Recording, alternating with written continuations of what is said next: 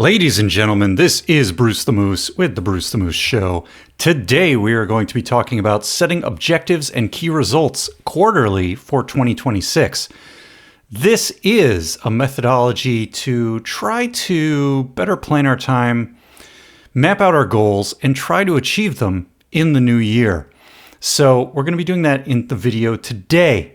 I thought it would be interesting. I recently went over doing OKRs with my friend Dave Neal in his Patreon, and I realized that while I was doing that, I was using the microphone from my webcam instead of my desktop mic. So my desktop mic was only playing in my headphones.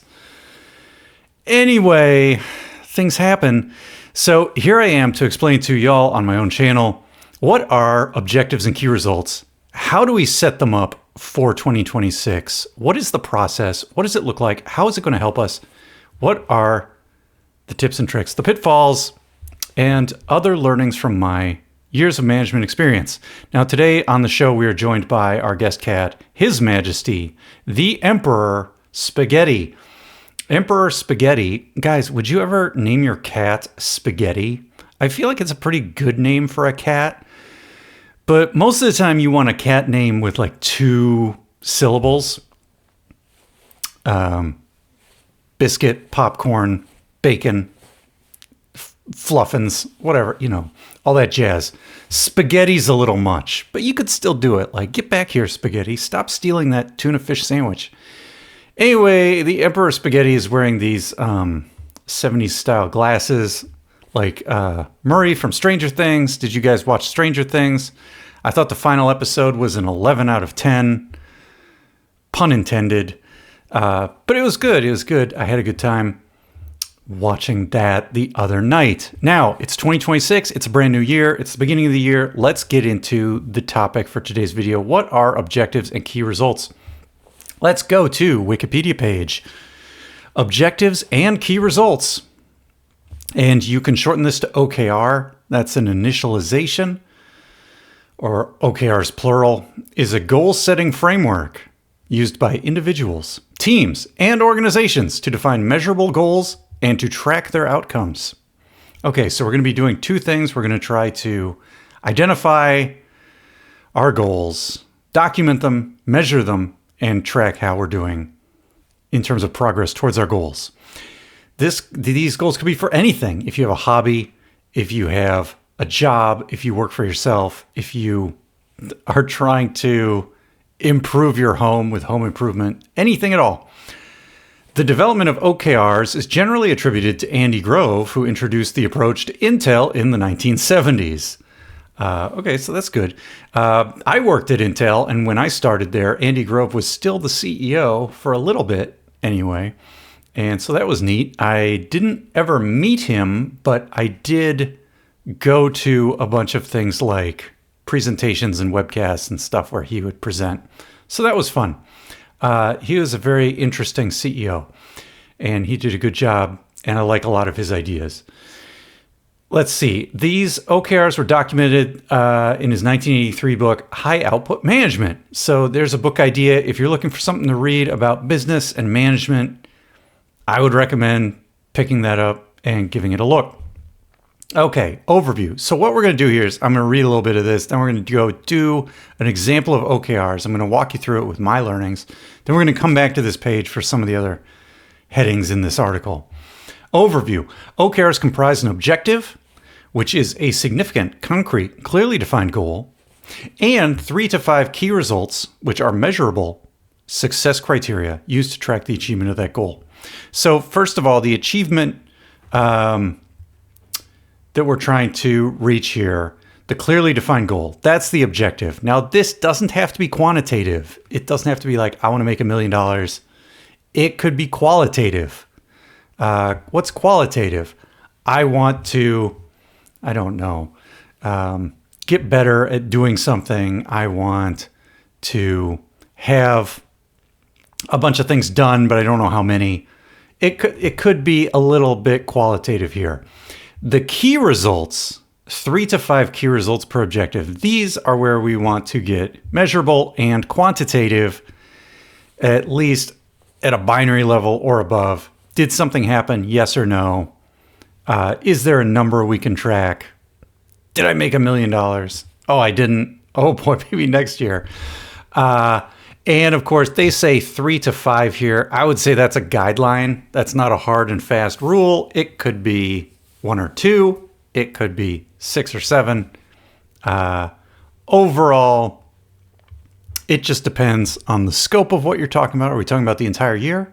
Are we talking about every quarter? And it's 4 quarters per year? We'll see. Not only should objectives be significant, concrete, and clearly defined, they should also be inspirational for the individual.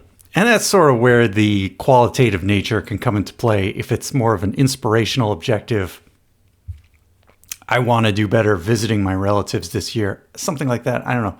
Inspirational for the individual team or organization that is working towards them. And that's important. So if you're going to use these OKRs, it's important to know who the OKRs apply to. Are they applying to you? Are they applying to your team? Are they applying to a large organization that you run, a big company? That's important to define right from the start.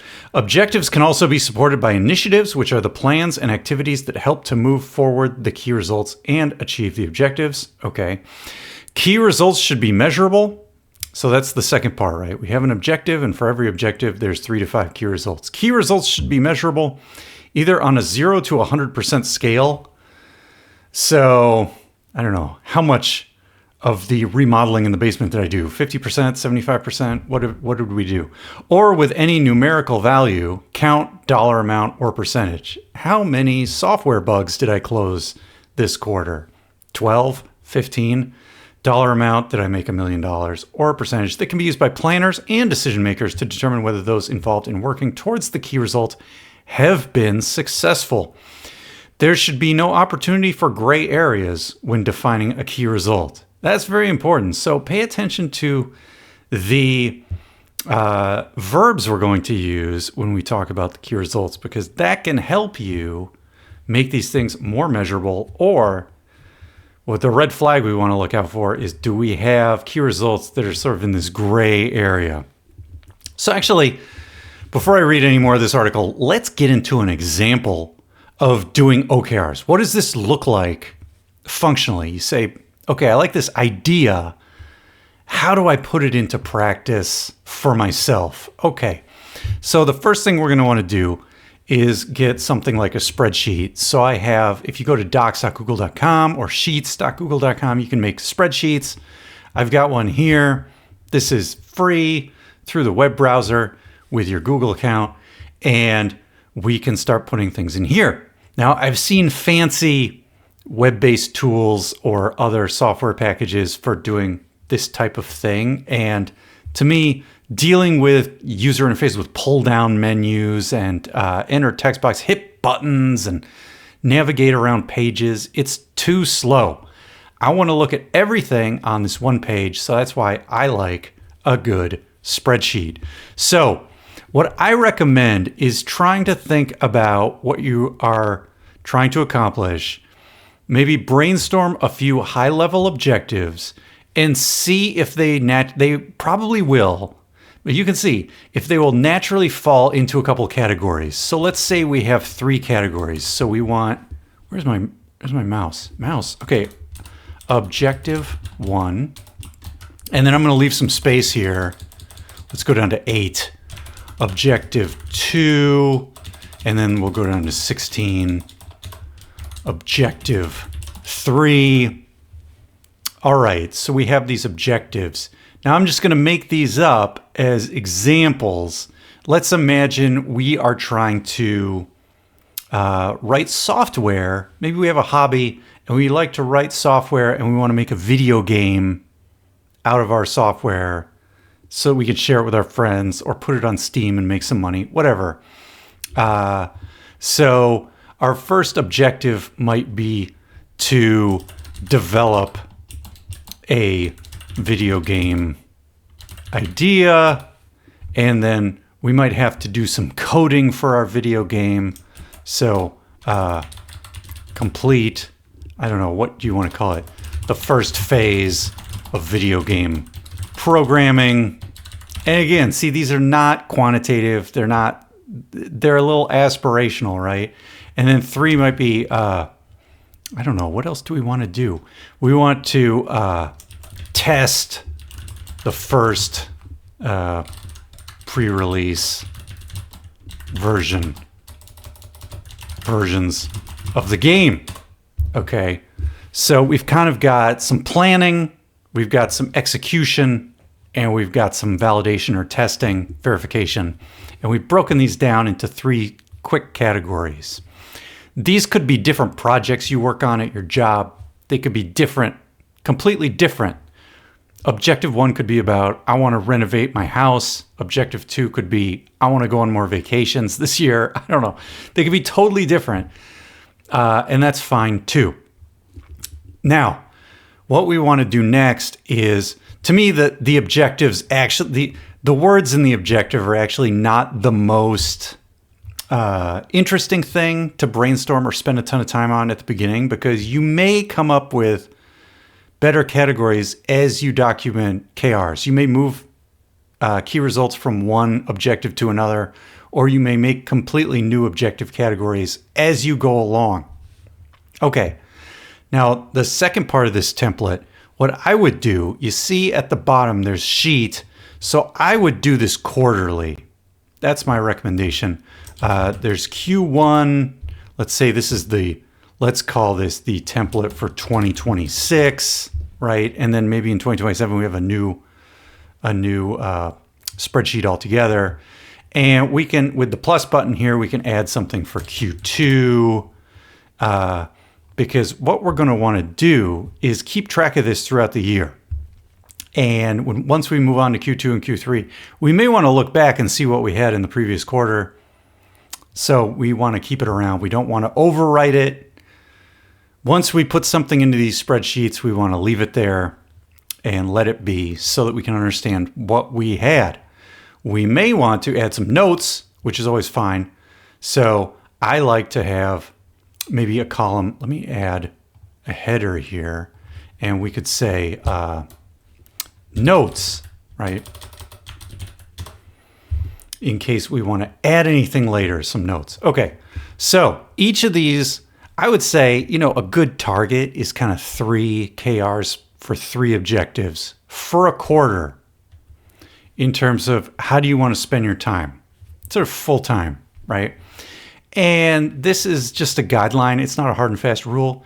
You may end up with only 4 key results for the quarter, depending upon what those things are. You may need 12 or 15, depending on what those things are. I don't recommend making them very fine grain. If you need to keep track of a to-do list separately for your job or for things you're doing in your house at a lower level, I've got to send my friend Nick a spreadsheet. I've got to clean the kitchen. Keep those to-do list items separate. Also, the idea here with the OKRs, we're going to do some KR examples here. KR1, KR2, and KR3, just as examples. We want these to be things you want to do that are kind of new, or you want to do a better job.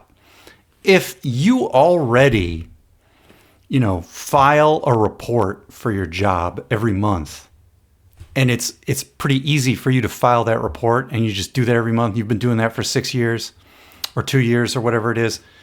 It doesn't need to be an objective or a key result. The place where you want the objectives and the key results is to track the things you want to grow into, develop, do better, an outlandish goal. I want to make $1 million in sales. I want to build a rocket ship and land it on the moon. Wild objectives are better than simple objectives. And we'll see that here. So the KR here might be draft a design document for the game in Visio. Maybe I want to make a block diagram of how the game works, and I'm going to use that before I even start writing any code. Maybe I need to draw, 25 character picture ideas for the artwork for my game or something, little icons or something, 25 little monsters and swords, whatever it might be. Maybe I want to write a starter instruction manual for the game.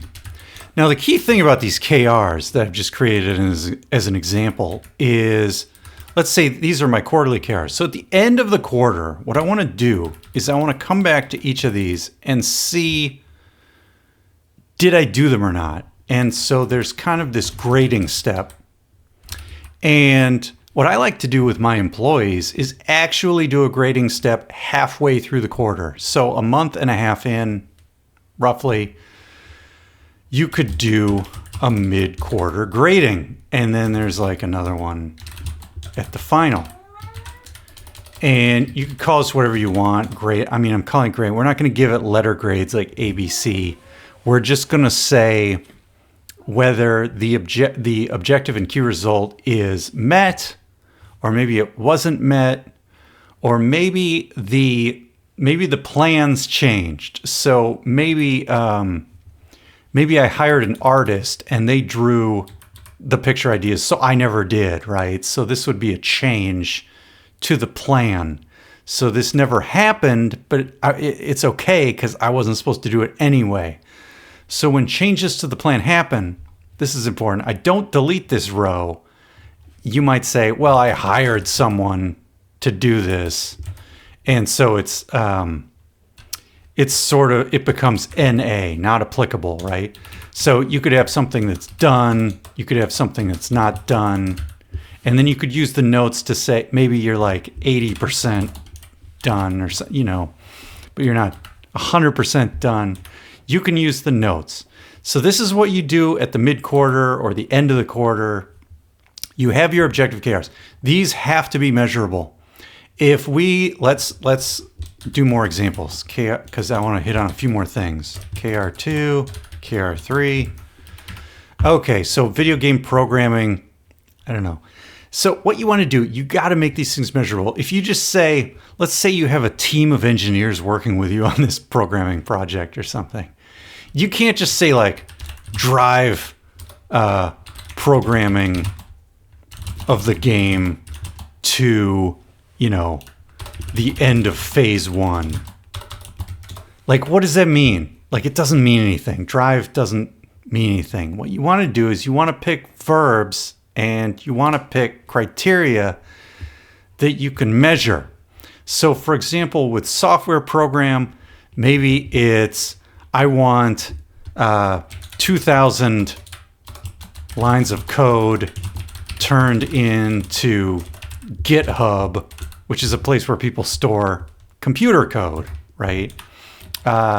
Maybe it is, I want, maybe you have code coverage tools and you want 100% line coverage on written code.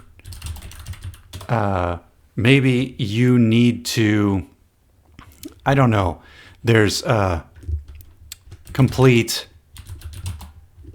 6 out of 12 classes written in C# programming language. You want to make these things very measurable. And the other thing that can help with this is there's two things. So you can do, let's put a KR1 down here and objective 3 for testing.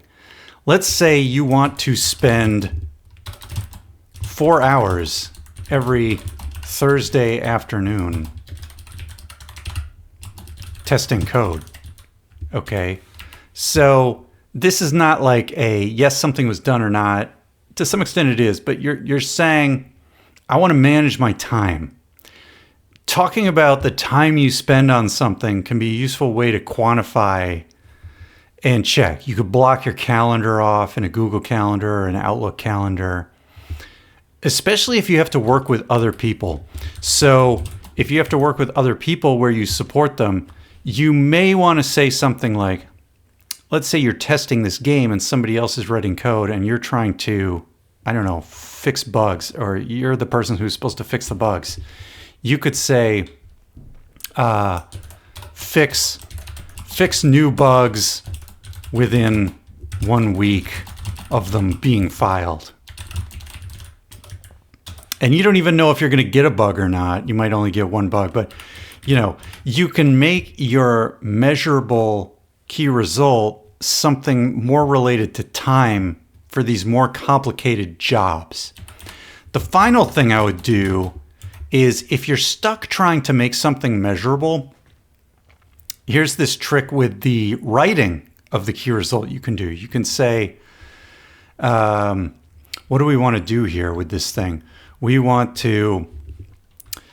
we want to report status of the validation. Okay, but what does that mean? How do I know if it's done or not? So you can write your sentence, report status of the validation as measured by posting, what are we doing?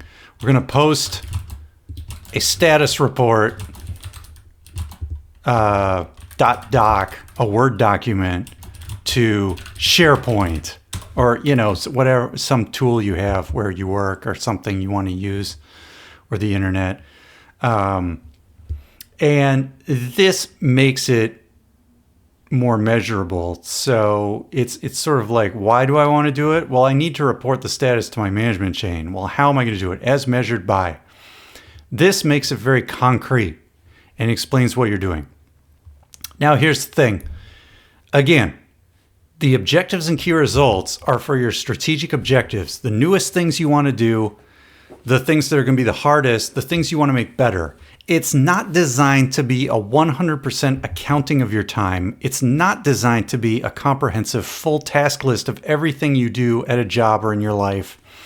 If you want to account for your time, you can do that with another type of approach, calendars, other documents that talk about, between you and your manager, how you want to spend your time.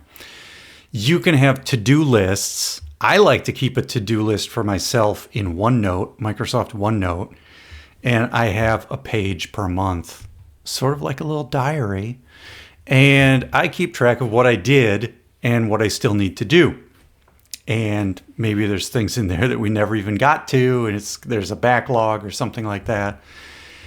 And that's for those things that are very perfunctory, the things that are sort of trivial. I just need to send a spreadsheet to my buddy James. I just need to write a monthly status report every month. These are very perfunctory things. The things you want to do better, get better at, bigger goals, more audacious goals. That's where objectives and key results come in. Improve your business, improve your hobbies, improve your house, whatever it is you want to do.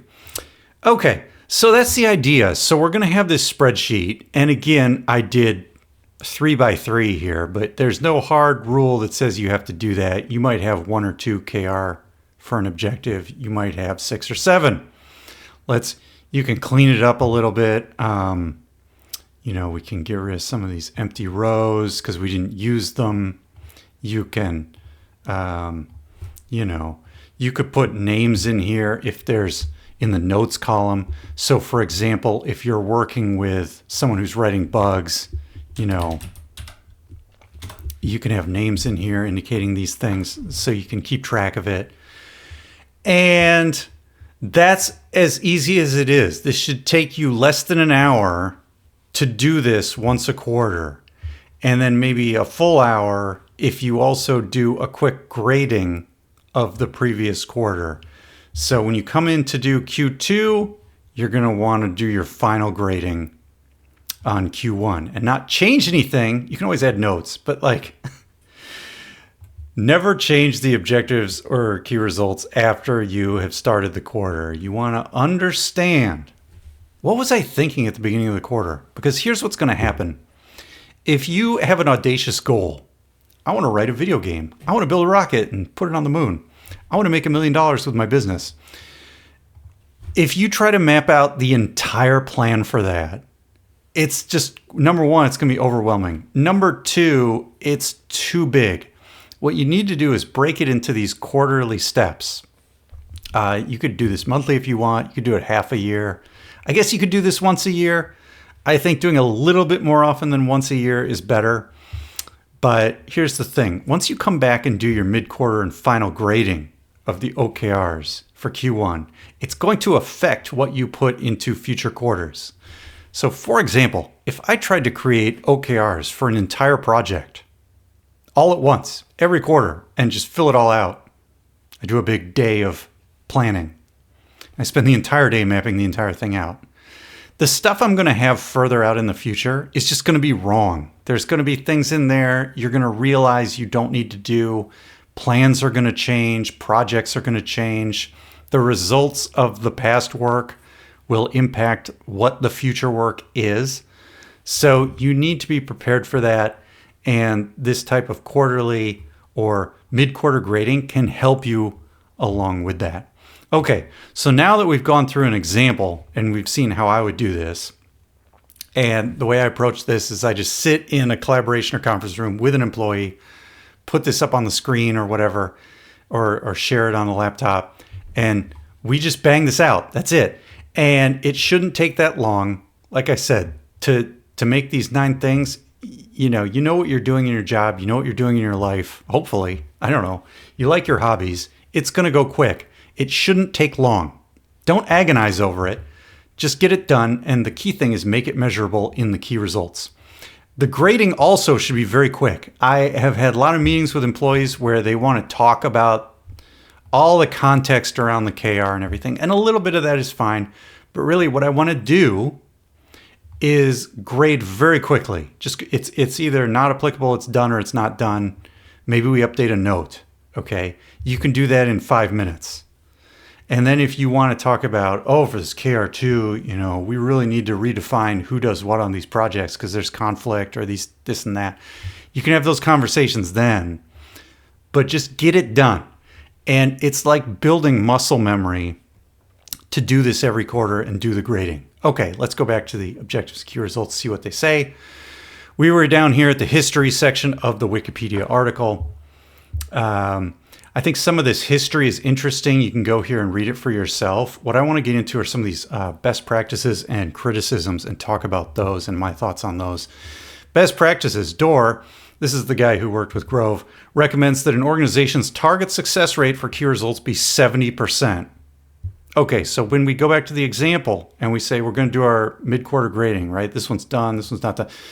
Let's say we go through all this. Is everything going to be done? That would be 100%. They're saying maybe you get to 70% done. What's the reason for that? So my take is if you just put things in here that are easy to do and you just knock these tasks out during the quarter and they're all done perfectly, you're sandbagging because you're not taking aggressive enough goals, okay? You need to set aggressive goals that will push you and push the project you're trying to do, your hobby, your goals, whatever it is. So you're never going to get all these things done. You're never going to get, you may want to make $1 million revenue with your business. Maybe you make $100,000 revenue with your business. You're at 10% of the goal. It may take you many quarters to hit that final objective. You may carry an objective from quarter to quarter. You may complete objectives totally and add new objectives quarter to quarter. This is okay. Going back, 70% or, I don't know, even 50%, I would say. It depends on how aggressive you are. But 100%, that's sandbagging to me. 70% success rate encourages competitive goal making that is meant to stretch workers at low risk. Right. Yeah. You don't want to work with an employee on these OKRs and give them something that they're only going to be able to get 1 out of 9 things done in the quarter. That's too aggressive, maybe. Right. It's not. That's going to be depressing. But if 100% of the key results are consistently being met, the key results should be reevaluated. Okay. So that's good. I agree with that. And then they're talking about scoring on this scale of 0 to 1. And I mean, You can get into doing that. You can make the grading more numeric based, or you could have something that's even higher than done. You could have, you exceeded, if your goal was to fix 10 bugs and you fixed 15 bugs, maybe you far exceeded your goal and you can put a special note in there. You can do that. I don't know if I'm too worried about that. I like to use the notes column for things like that because it will affect, maybe we should take a goal of fixing 15 bugs in Q2 if we fixed 15 in Q1 when our goal was 10. That's kind of the way I approach it. Organizations should be careful in crafting their OKRs such that they don't represent business as usual. And we talked about that, right? If it's very perfunctory tasks, you don't want to put those in there. Words like help and consult should be avoided. And remember, when we were talking about things like, I need to help the other team fix the bugs, I need to consult or drive a project, or whatever. These are bogus words, and we don't want to use those words. We want to have concrete, measurable outcomes. Okay, when coming up with key results, it's also recommended to measure leading indicators instead of lagging indicators. Leading indicators are readily measurable and provide organizations with an early warning when something isn't going right so they can course correct. And that's why I said, if you make the whole plan at once, it's never going to work. You're going to be constantly course correcting, and you need the flexibility of changing your plan. Conversely, lagging indicators are the metrics which can't be attributed to particular changes, so they prevent organizations from course correcting in time. This is kind of a good point, and it's a little bit like, what is this? You might say, what does this mean? So here's the thing. If you make a goal to get 2,000 lines of code turned into GitHub or to have 100% line coverage on your code, the thing you immediately realize about your goal orientation is that you need a mechanism to measure those things. And if you don't have one, that could become itself a key result or another goal or another objective. So if I don't have a code coverage tool, maybe I need to learn how to use one or go get one or start using it regularly. That itself could become a KR. So these measurable objectives will force you to find a way to better measure your work or your hobby or your activities. And that's a nice thing about it. And let's go back here. Okay. That's all I want to say about that. Criticism, let's get into that. OKRs were once typically set at the individual, team, and organization levels. This is why it's very important to understand the context. Are you writing these OKRs for yourself? Are you writing them for an entire team? In which case, each KR might need an owner name next to it. So the person who's actually going to do the work next to the KR. Or organization levels. Maybe your objectives are very high level. You have a company with 100 employees and you want to hit a certain sales number, and every employee is sort of working as a group towards that objective, right? You need to know, am I making OKRs for the organization, the team, or the individual? And be very disciplined about which one you're doing and not start mixing them up. I've seen people in the tech industry make status reports where they conflate things they've done themselves in a status report with things the project did. So the project hits the 3.0 milestone. Do I put that in my status report? Why am I putting, it's news, but am I a news reporter? Like, what are we doing? So you have to decide, am I writing a status report for the project or a status report for myself? Am I making OKRs for the project or am I making OKRs for myself? And you have to be very explicit about this. Most organizations no longer define OKRs for individual contributors, as these OKRs tend to look like a task list and lead to conflating OKRs with performance reviews. This is super important, and this is why I wanted to come back to this section.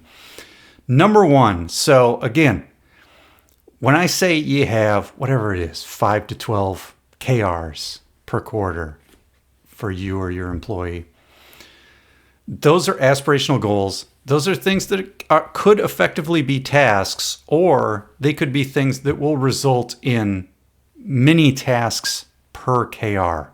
So I look at it as my OKRs are one level above my daily, weekly to-do list, my daily, weekly task list. Okay. I don't mix them up. I have a very fine-grained to-do list or task list in OneNote. And I have quarterly OKRs over here that I look at the beginning of the quarter, the middle of the quarter, and the end of the quarter. Okay. This keeps them separate in terms of what we're trying to think about and what we're trying to accomplish. So that's important. You don't want your OKR list to turn into a to-do list. The other part of that is the performance reviews. I don't want to, again, and we had this thing where 70% success rate encourages competitive goal making. And I said maybe even 50%, but not 10%. 10% is maybe too low. But if you're saying, well, my employee got 50% of their KRs and another employee got 70%, and maybe there's some team that's kind of sandbagging their KRs and they got 90, 100%. You can't use these things for performance reviews. A manager really has to look at what are the job criteria for my employees? How am I doing performance reviews? What am I thinking about in terms of raises and promotions? What am I thinking about in terms of job expectations, capabilities that I expect my employees to have? And do their accomplishments for the entire year map to those things for a performance review? Now, you can use OKRs to help this, but again, the OKRs are not the entire comprehensive task list. They won't tell you everything that happened during the year and why.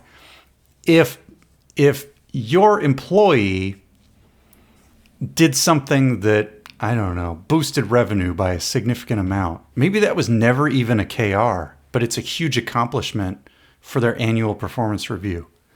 These things are orthogonal. They could be related, but it's not a one-to-one mapping. You're not just going to take the OKR gradings and turn it into, does somebody get a raise or a promotion? You definitely do not want to do that. The motivation for starting OKRs at the company, team, or individual level was inspired by the Google Ventures workshop recording in which Rick Clow explains that OKRs exist at 3 levels. Subsequently, in 2017, Clow clarified via Twitter, skip individual OKRs altogether, especially for younger, smaller companies. They are redundant. I actually disagree. I disagree with this criticism.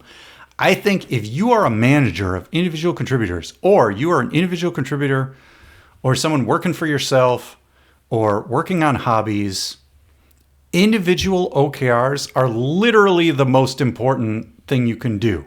Like, yeah, an organization wants to put the rocket on the moon. An organization wants to book $1 million in sales. That's fine. But when you are a manager of individual contributors, or even a manager of managers, I think everybody having individual KRs is incredibly valuable, especially if you're dealing with a large company, complicated tasks, poor documentation, or other challenges that make the OKRs more valuable than this paragraph would imply. So obviously, if a business was run perfectly, if your life was run perfectly, yes, skip individual OKRs. You don't need them.